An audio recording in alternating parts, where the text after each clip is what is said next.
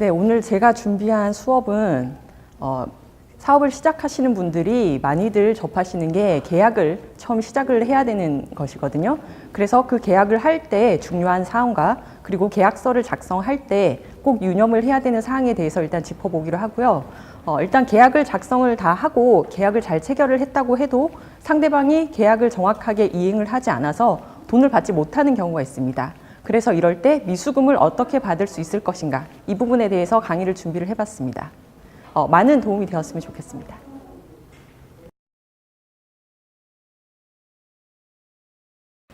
네, 안녕하세요. 법률사무소 내일에서 근무하고 있는 박은희 변호사라고 합니다. 일단 오늘 만나 뵙게 돼서 반갑습니다. 오늘 제가 준비한 내용은 처음에 창업을 하시는 분들이라고 해서 제가 생각을 할 때 중요한 부분이 뭘까라고 생각을 해보다가 계약을 아주 많이 체결을 하게 되시는데 생각보다 이 계약이라는 거에 대해서 중요하게 생각하지 않으시는 분들이 의외로 많으시더라고요. 그래서 이 계약에 대해서 한번 준비를 해봤고, 그리고 계약을 잘 체결을 했다고 해도 나중에 보면은 이렇게 계약이 제대로 이행이 되지 않거나 상대방이 이행을 하지 않아서 내가 받아야 될 돈을 못 받거나 해야 될 때가 있습니다. 그래서 이렇게 미수금이 생겼던가 할 때 이런 돈을 받을 수 있는 실질적인 방법이 어떤 것들이 있는가에 대해서 제가 준비를 한번 해봤습니다. 저희가 사업을 할 때도 내가 거래 상대방과 이런 식으로 이야기만 하고 그러면 앞으로 진행이 되겠지라고 생각을 하시고 그냥 별 계약이라는 인식 없이 진행을 하시는 경우가 많고, 그렇게 하다 보니까 나중에 상대방이 계약을 잘 이행을 안 해서 크게 손해를 보는 일도 생기고 사업 자체가 무너지게 되는 일도 생깁니다. 그래서 일단 이 계약이라는 거가 얼마나 중요한가라고 한번 생각을 해보셔야 될 것 같아서 계약이라는 주제로 강의를 준비를 해봤습니다. 한자를 풀이해서도 알 수 있겠지만은 이거에 대해서 조금 더 법적으로 제가 설명을 드리자면은 방금 말씀드렸지만은 내 혼자 하는 거는, 나 혼자 하는 거는 계약이라고는 할 수 없습니다. 누군가와 같이 약속을 하는 거기 때문에 일단 복수의 당사자가 계약을 아무런 목적 없이 하진 않지 않습니까? 우리가 차를 탈 때는 나를 어디까지 이동시켜 주려는 목적이 있어야 되고, 물건을 살 때는 그 물건을 산다는 목적이 있어야 됩니다. 그렇기 때문에 그 사법상으로 일정한 법률 효과를 발생시키고자 하는 목적으로 그리고 서로 상대방에 대해서 내용적으로 일치하는 의사를 표시함으로써 성립하는 법률행위다. 법적으로는 이렇게 정의를 하고 있습니다. 여기 강의실까지 오면서 수많은 계약을 하는데 계약서를 오늘 중에 작성하신 분 있으십니까? 없으시죠? 대부분 계약서를 작성을 안 하고 막연히 잘 이행이 되겠지라는 그런 생각으로 계약서를 작성을 안 하시는데, 계약서를 작성을 안 하신다는 말을 거꾸로 뒤집어 보면은 계약서를 작성을 안 해도 계약은 이루어진다는 뜻이거든요. 그래서 이 계약이 이루어지는지 안 이루어지는지에 대해서는 그 형식에 있어서는 큰 의미가 없습니다. 내가 누구와 말로 이런 계약을 하기로 했다라고 했을 때 아까 조금 전에 보여드렸던 복수의 대상자에 대해서 의사표시의 합치가 있으면 계약은 성립된 겁니다. 그러니까 구두 계약도 계약입니다. 내가 니한테 돈을 언제까지 빌려주고 네가 내한테 언제까지 돈을 갚기로 했고 이자는 얼마 주겠다 이러고 돈을 빌려줬어요. 그건 다 계약이 성립됐고 계약이 어느 정도는 내가 빌려주는 그 계약은 완성이 된 겁니다. 하지만은 계약서를 작성을 안 해도 되기 때문에 작성을 안 하는 경우가 많은데, 종이 하나 써달라고 하기도 미안하고 해서 안 하는 경우가 많은데, 문제는 이럴 경우에는 분쟁이 생기거나 했을 때 해결하기가 힘듭니다. 내 말이 맞다고 확신을 할 수가 없거든요. 그리고 상대방의 말이 또 맞다라고 확신을 할 수는 없지만 이거를 중간에서 입증해줄 뭔가가 부족합니다. 그래서 서면으로 된 어떤 걸 쓸 수밖에 없습니다. 그래서 이 계약서라는 게 계약에 관한 당사자의 합의를 쓰는 서면은 이름이 계약서이든 뭐든 간에 전부 계약서다라고 할 수가 있습니다. 일단 계약서는 한번 작성을 쭉 합니다. 서면에 기재를 하고 양쪽이 다 서명을 합니다. 그러면은 이게 계약서 상에 찍혀 있는 글자대로 딱 확정이 돼요. 저희가 부동의 문자로 기재된 서면이다라고 이런 뜻으로 이야기를 하는데, 당사자들 사이에서 계약을 체결하기 위해서 협의한 내용들이 있을 겁니다. 이런 내용으로 당신과 계약을 체결하겠다라고 한 내용들에 대해서 이걸 다 정리를 해서 서면에다가 기재를 해서 픽스가 됩니다. 이렇게 고정이 되기 때문에 그 내용에 대해서 마음대로 변경을 할 수가 없습니다. 그렇기 때문에 계약서를 작성을 하게 되면은 내가 계약했던 내용을 이렇게 분명하게 정리를 할 수가 있고, 그리고 합의 내용을 일단 명확하게 확정한 다음에 그 계약을 할 때는 내가 이렇게 해주기로 했잖아 라고 막 서로 이야기를 하기는 하는데, 나중에 보면은 서로의 기억이 조금씩 바뀌는 경우가 있습니다. 생활하다 보면은 나는 그런 뜻으로 이야기한 것 같은데 라고 생각은 하지만은 사람의 기억이라는 건 정확하지 않기 때문에 그 당시 내가 했던 말에 대해서도 확신을 할 수가 없습니다. 그렇기 때문에 옛날에 작성했던 계약서를 보면은 기억도 상기할 수가 있고, 그 글을 보면은 명확하게 기재가 되어 있기 때문에 그 당시에 어떤 뜻으로 이런 계약을 체결했는지 하는 부분에 대해서 기억도 환기를 시킬 수가 있습니다. 이런 부분에 있어서도 필요하고, 계약서를 적는다는 거는 아까 말씀드렸다시피 양쪽의 약속을 이렇게 묶는 의미가 있거든요. 그렇기 때문에 상대방에 대해서 뭐 어떤 이행을 확보를 하거나 아니면은 어떤 문제가 생겼을 때 확실한 해석의 근거를 마련하거나 이런 이런 부분에 있어서 제일 중요하다고 할 수 있습니다. 그렇기 때문에 그 분쟁을 방지할 수 있는 그런 역할을 합니다. 그리고 그 계약서에 보면은 저희가 그 이행할 계약의 그 주된 목적만 기재를 하는 것이 아니고, 부수적으로 계약을 위반할 때 그런 피해 구제 방안이라든지 뭐 손쉽게 분쟁을 해결하거나 뭐 이런 손해배상을 할 수 있는 이런 근거 같은 거를 어떤 식으로 어느 법원에 뭐 제기하고 이런 부수적인 것들도 많이 기재를 합니다. 그렇기 때문에 이런 부분에 있어서도 분쟁이 생겼을 때 좀 더 쉽게 해결을 할 수 있는 근거가 될 수 있습니다. 일단 저희가 계약은 서로 지키려고, 그리고 상대방한테 서로 체결한 계약을 지키게 하려고 작성을 하는 거거든요. 그렇기 때문에 이런 특성을 그 계약의 법적 구속력이 있다, 강제력이 있다, 이렇게 이야기를 합니다. 그러니까 이 계약이라는 거는 내가 A랑 B가 체결한 계약이 내한테 영향을 미치지는 않습니다. 이 당사자 간에 체결한 계약은 이 당사자 사이에서만 미치고 제3자나 다른 사람들에게는 영향을 미치지 않습니다. 법이랑 조금 다르죠. 하지만은 그 당사자 사이에서는 법률과 어떻게 보면 동일하게 이렇게 약속으로 묶여져 있기 때문에 그 효력이 미칩니다. 그래서 이런 거를 저희가 그 계약의 법적 구속력이나 강제력이라고 이야기를 하는데, 이렇게 구속력이나 강제력을 부여하기 위해서는 그 목적에 있어서도 어떤 요건을 요구하는 것이 있습니다. 일단 계약의 목적이 확정 가능해야 되고 실현 가능해야 됩니다. 저희가 특정하게 구체적으로 특정을 할 수 없는 경우들이 있습니다. 그래서 이런 경우에도 계약이 성립되지 않았다라고 보는 경우가 많습니다. 이행을 목적으로 하고 있기 때문에 그 실현 가능성이 없고, 그리고 확정할 수 없는 부분에 있어서는 계약 자체를 체결할 수 없다라고 보는 그런 뜻입니다. 그리고 가장 중요한 부분이 계약의 목적이 적법해야 한다라고 하고 있습니다. 계약 당사자 사이에서는 저희가 강제력 있고 법적 구속력을 부여한다라고 하고 있기 때문에 법에서 적법하다라고 하지 않는 불법적인 것들에 대해서는 계약을 성립하지 않는다라고 보고 있습니다. 그래서 이 부분은 조금 더 설명을 드리자면은, 일단 기본적으로는 계약의 목적이 확정 가능하고 실현 가능해야 되고 적법해야 된다라고 하고 있기는 한데, 이 부분만 벗어나면은 계약은 아무 때나 자유롭게 원하는 내용대로 다 체결을 할 수가 있습니다. 그래서 이거를 저희가 계약 자유의 원칙이다라고 하고 있거든요. 그래서 이런 몇 가지 부분만 제외하고는 당사자 사이에서 어떤 형식으로든지 그리고 어떤 내용으로든지 계약을 체결하는 자유를 부여를 하고 있습니다. 이 저희 나라 민법 103조에 보면은 그 선량한 풍속, 기타 사회 질서와 관계 있는 기타 사회 질서에 위배되는 그런 부분에 있어서는 계약을 무효다라고 하고 있습니다. 여기에서 그 선량한 풍속, 기타 사회 질서와 관계 있다는 게 이게 무슨 뜻인지 정확하게 모르실 텐데, 말 그대로 사람이 상식적으로 생각해도 도저히 말도 안 되는 희한한 그런 일들을 말합니다. 그래서 그 저희가 강행법규나 뭐 이런 걸 다 떠나서 일단 선량한 풍속, 기타 사회 질서에 위배된다라는 거에서 제일 흔하게 드는 예가 그 베니스의 상인에서 샤일록이 체결한 그 계약을 많이 듭니다. 네가 뭐 언제까지 돈을 못 갚으면 네 살 뭐 한 근을 떼서 내한테 준다든지 뭐 이런 계약은 사회적으로 용납이 되지 않는 계약이거든요.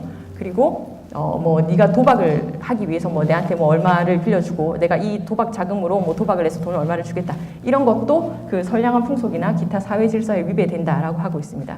근데 이렇게 해석을 하면은 조금 모호한 경우가 있습니다. 그래서 이거를 법률적으로 조금 더 픽스를 해놓은 경우가 있는데, 그거를 좀 저희가 따로 뽑아서 강행법규다라고 하고 있습니다. 그래서 법에서 몇 가지 강행법규들을 정하고 있는 것도 있고, 그리고 법원이 판결을 하면서 판례로 이 법은 강행법규다라고 해놓은 것들이 몇 가지 있습니다. 그래서 이런 것들을 설명을 좀 드리자면은, 이 강행법규는 일단 제가 말씀드린 우리가 생각하는 이런 일반적인 관념, 선량한 풍속에 위배되는 것도 있고, 그리고 사회적인 약자를 보호하기 위해서 법이 완전히 고정을 해놓은 것들이 있습니다. 뭐 예를 좀 들자면은 저희가 주택임대차보호법이라는 법을 정해놓고 있는데, 그 법에서 여러 가지 조항들이 있지만은 그 중에서 그 임대차 기간에 있어서 기간을 2년으로 제한을 해놓고 있습니다. 그 임대차 기한을 2년보다 밑으로, 2년 이하로 해서 계약을 했을 경우에도 임차인이 원한다면은 그 계약은 2년까지로 하는 것으로 본다라고 되어 있어서 임차인을 보호하고 있습니다. 저희가 뭐 계약이 보통 뭐 주택이나 이런 거를 한번 들어가서 살게 되면은 2년 정도는 그 처음에 맺었던 계약이 유지되도록 하고 있고, 중간에 이 계약을 마음대로 변경을 하거나, 그러니까 이게 임대인들이 자기들이 집이 오를 거를 예상을 해서 한 1년 정도만 단기로 계약을 하는 경우가 있거든요. 그래서 1년 지나면은 임대료를 올리고 막 이러는 경우들이 있습니다. 그래서 임차인 입장에서 조금 더 보호를 받을 수 있도록, 그러니까 임차인을 좀 사회적인 약자라고 보고 있고, 그래서 임차 기간을 2년 이하로 책정한 경우에는 최소한 2년으로 계약한 것으로 본다라고 하고 있습니다. 그래서 이것도 강행법규로 규정을 하고 있습니다. 여기서 제일 중요한 게, 이 강행법규는 제가 아까 그 계약 자유의 원칙에 의해서 당사자가 마음대로 계약을 할 수 있도록 하고 있다고는 하고 있지만은, 이 부분은 사회적인 약자 보호나 이런 부분에 있어서 매우 중요하다라고 생각을 하고 있기 때문에, 당사자 사이에 협의를 해서 내가 이 강행법규와 다른 내용으로 규정을 하고 싶다, 계약을 하고 싶다라고 해도 인정이 안 됩니다. 이 강행법규에서 규정하고 있는 그대로가 적용이 되고, 계약서에 아무리 기재를 하고 강행법규가 이렇게 되어 있지만은 나는 그와 상관없이 당신과 다른 내용의 계약을 하겠다라고 아무리 계약서에 적어도 인정이 되지 않습니다. 그래서 이런 부분들이 각 법에 되게 많이 산재되어 있습니다. 그래서 많은 사업들을 구상을 하고 계실 텐데, 내가 하는 사업이 어떤 법이 해당이 되고 그 법에서 어떤 강행 법규들이 있는지에 대해서 먼저 확인을 좀 해보실 필요가 있습니다. 그래서 내가 하는 사업을 보통 하시면은, 내가 뭐 가맹점 사업을 하겠다 그러면은 가맹업법 막 이런 법들이 많이 있습니다. 그래서 그 법들을 찾아서 해당되는 부분을 쭉 한번 다 읽어보시고, 그리고 그 다음에 어떤 판례나 이런 부분들을 찾아서 강행법규가 뭐가 있어서 내가 계약을 체결할 때 어떤 부분은 강행법규이기 때문에 꼭 지켜야 될 부분이 어떤 것인지, 아니면은 내가 어떤 계약 상대방이랑 계약을 하는데 내가 꼭 그 우위에 서 있으리라는 법은 없거든요. 그래서 그 강행법규의 덕을 내가 볼 수도 있어요. 그렇기 때문에 내한테 적용되는 법규가 어떤 것이 있는지를 많이 좀 찾아가지고 미리 체크를 해 놓으실 필요가 있습니다. 그래야지 나중에 뭐 불특의 피해를 당하는 일이 없기 때문에 내가 원하는 사업이, 내가 하려는 사업이 어떤 법에 적용이 되는지를 일단 한번 찾아보시는 것이 필요한 것 같습니다. 그리고 강행법규에 대항되는 말은 임의법규라고 하거든요. 그래서 저희가 뭐 민법을 비롯해서 저희 나라가 여러 가지 법들이 매우 많습니다. 그래서 그 강행법규를 제외한 나머지 법들은 전부 다 임의법규라고 하는데, 이 부분은 법에 있어서 뭐라고 이렇게 적혀 있기는 하지만은 계약 당사자들 사이에서 다른 내용으로 계약을 하고 싶다라고 하면은 얼마든지 저 임의법규를 배제를 시키고 다른 내용으로 계약을 할 수 있습니다. 그 법률을 찾아보는 방법에 대해서 일단 먼저 조금 설명을 드리겠습니다. 그 네이버나 이런 데 검색을 해보시면은 국가법령 정보 사이트라는 부분이 있습니다. 그냥 뭐 큰 검색 엔진에 민법, 형법 이렇게 내가 아는 법 이름을 치면은 저 사이트에서 검색되는 법들을 다 이렇게 포털 사이트에서 먼저 보내주고 있습니다. 그래서 일단 국가법령 정보 사이트에 가면 우리나라에서 현재 시행되거나 시행될 예정인 법들이 총망라되어 있습니다. 그래서 저기에서 검색을 하시면 되는데, 검색 조건에 보면은 법 조항이라든지 이런 내용이라든지 부분에 있어서 뭐 여러 가지 검색 조건을 설정을 할 수가 있습니다. 그래서 내가 이 부분에 이거에 관련되는 법이 있을란가 싶으면은 그 조문의 내용이라는 부분을 클릭을 해서 뭐 그런 식으로 검색 조건을 변경을 하셔가지고 검색을 하면 그 단어가 들어가는 법들을 전부 다 골라줍니다. 제목을 고를 수도 있고 조문 내용을 고를 수도 있기 때문에 저기 들어가서 일단 한번 법을 보시는 게 좋습니다. 그 다음에 이제 하는 게 계약을 제대로 체결했지만은 그 미수금 같은 게 생겼을 경우에 정확하게 받지 못하는 분들이 많아서 이 부분도 체크를 해야 될 것 같아서 준비를 좀 해봤습니다. 보통 저희가 뭐 물품이나 용역 같은 거를 공급을 하고 언제까지 돈을 주기로 했는데 돈을 못 받는 경우가 되게 많아요. 그래서 그 경우에는 돈을 받아야 되지 않겠습니까? 그래서 저희한테 오셔서 내용 증명을 보내면 저 사람들이 돈을 주지 않겠습니까? 라고 이야기를 해요. 안 줍니다. 내용 증명은 아무런 법적 구속력이 없거든요. 단지 내용 증명은 내가 니한테 이런 식으로 받아야 될 돈이 있으니까 그 사람을 조금은 압박하는 의미가 있고 내가 내용을 정리해서 뭐 어떤 지급을 촉구하는 의미가 있다. 이 정도로만 생각을 하시면 될 것 같습니다. 하지만 뭐 돈을 받고 이런 걸 떠나서 저희가 뭐 어떤 법이나 뭐 어떤 특정한 계약에 있어서는 계약 이행을 최고를 하고 한 며칠이 일정한 기간이 지나야지 계약을 해지할 수 있다. 뭐 이런 규정이 있을 수도 있거든요.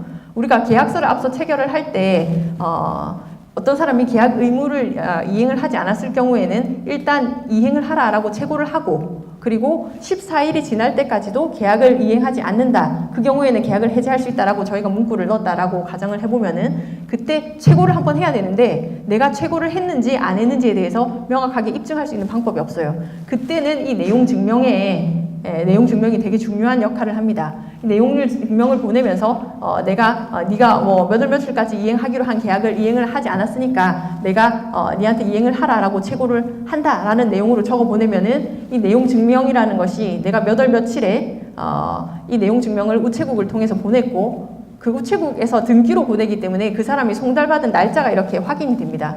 그러면은 그 최고가 그 사람한테 도달한 날짜가 이렇게 나오거든요. 그래서 내가 명확하게 최고를 했다라는 부분이 입증이 됩니다. 우체국이 이 부분에 대해서 보관을 하고 있기 때문에 그래서 이런 부분에 있어서는 내용 증명이 좀 도움이 될 수가 있고 그리고 내용 증명을 적을 때 그러니까 내가 최고를 하고 14일 이내에도 이행을 하지 않을 경우에는 더 이상의 어떤 통지 없이 자동으로 계약을 해제하기로 한다라는 그런 조항을 달 수도 있거든요. 그래서 이 부분도 같이 썼을 경우에는 뭐 계약의 자동 해지가 될 수도 있기 때문에 이런 부분에 있어서는 내용 증명이 조금 도움이 될 것 같습니다. 하지만은 기본적으로 법적인 효력은 없습니다. 그렇기 때문에 저희가 보면은 돈을 받거나 할 때 보면은 소멸시효라는 게 있지 않습니까? 일반적인 채권 같은 경우에는 10년 동안 권리 행사를 하지 않으면은 내 권리가 다 없어집니다. 그리고 사업을 하시는 분들이기 때문에 일반적으로는 상사 채권에 해당이 돼서 상사 소멸시효가 적용이 되는데 그때는 단기로 해서 5년이 적용됩니다. 그리고 건축업과 관련된 부분은 3년으로 매우 짧게 시효가 다 끝납니다. 그래서 이 시효를 내가 그 상대방한테 청구를 해서 시효를 중단시킬 필요가 있는데 내가 니한테 청구를 하는 내용 증명을 보냈다라고 해서 시효가 중단되지는 않습니다. 그렇기 때문에 이 부분을 좀 헷갈려 하시는 분들이 많습니다. 시효 중단은 꼭 법원에 소를 제기를 해야 중단이 될 수 있기 때문에 내 내용 증명 해마다 꾸준히 보내고 있으니까 해결되겠지 이렇게 생각을 하시면 곤란한 것 같습니다. 그래서 이런 법적인 효과에 대해서는 앞서 이행의 최고라든지 계약을 해지한다는 의사 통지를 한다든지 이런 부분은 중요하지만은 나머지 부분에 있어서는 어떤 법적인 효과는 없습니다. 그리고 내용 증명을 발송해서 보내는 부분은 뭐 인터넷에 찾아보면 많이 나오지만은 이런 서면을 정리를 해서 세부를 복사를 해서 우체국에 들고 가면은 한 분은 우체국이 발송을 하고 한 분은 우체국이 나한테 주고 한 분은 우체국이 보관을 하고 있습니다. 근데 이게 보관 기간이 그렇게 길지는 않아요. 그래서 요 몇 년, 한 3년인가 이렇게 보관 기간이 있기 때문에 그 이후에는 보관을 하고 있지는 않지만은 요즘에는 근데 인터넷에 그 우편물 검색을 해보면은 그 사람한테 뭐 언제 발송이 됐다 이런 부분은 그 보관 기간이 지나도 검색이 되기는 되더라고요.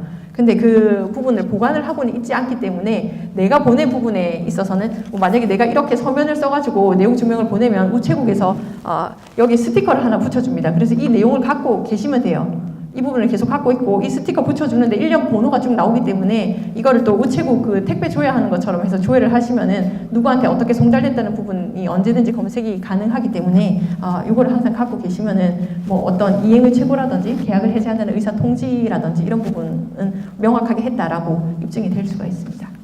네, 마치도록 하겠습니다. 수고하셨습니다.